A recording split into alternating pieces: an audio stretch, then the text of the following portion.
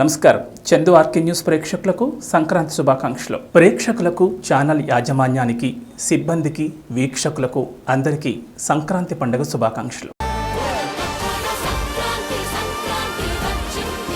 పల్లె ప్రజలు ఆనందోత్సాహాలతో 3 రోజుల పాటు జరుపుకునే తెలుగు పండుగ సంక్రాంతి.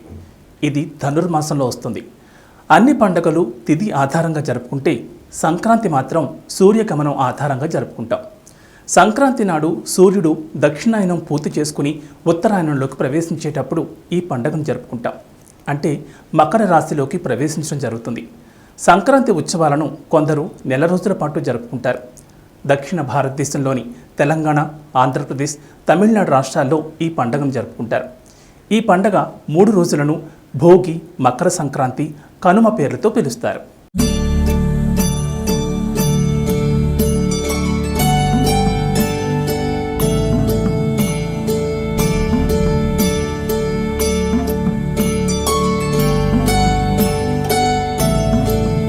మొదటి రోజు భోగి.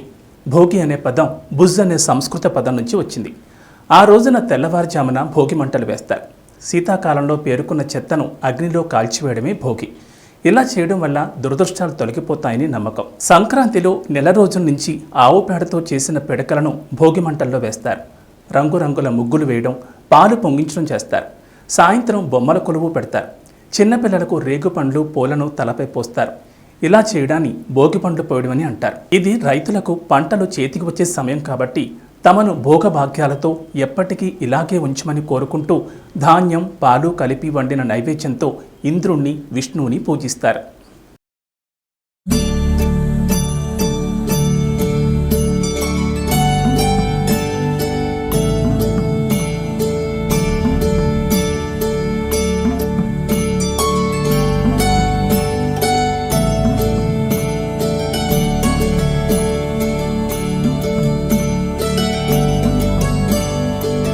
ఇక రెండవ రోజు మకర సంక్రాంతి.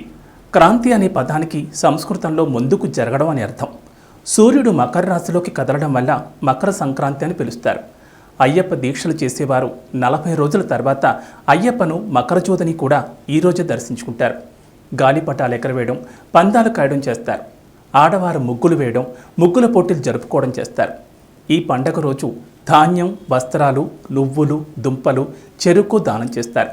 స్త్రీలు పసుపు, కుంకుమ, నువ్వుల వంటలు, వస్త్రాలు, వెన్న ఇతరులకు ఇవ్వడం ద్వారా సకల సంపదలు పొందుతారని వారి నమ్మకం.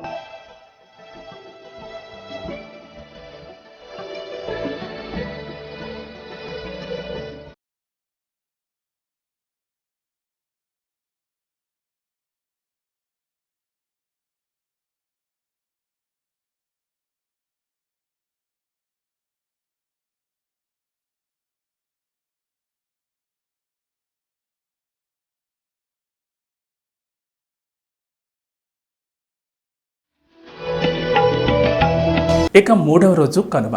ఇది సంక్రాంతి చివరి రోజు. నెల రోజుల సంక్రాంతి ఉత్సవాలు ముగుస్తాయి. పశువులను లక్ష్మీ స్వరూపులుగా భావించి అందంగా అలంకరించి పూజిస్తారు. ఇలా చేయడం వల్ల ఇంట్లో సంపదలు వృద్ధి చెందుతాయని నమ్మకం. ఎద్దుల పందాలు, కోడి పందాలు కూడా నిర్వహిస్తారు. సంక్రాంతిని సాగనంపడానికి రథం ముగ్గులు కూడా వేస్తారు. దీంతో సంక్రాంతి పండుగ ముగుస్తుంది.